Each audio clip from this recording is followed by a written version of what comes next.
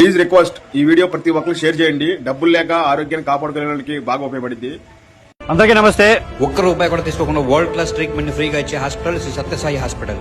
ఆస్తులను అమ్మినా కూడా ఆరోగ్యాన్ని కొనలేని ఈ ప్రస్తుత సమాజంలో అసలు క్యాష్ కౌంటర్ లేని హాస్పిటల్ కట్టారు భగవాన్ శ్రీ సత్యసాయి బాబా వారు.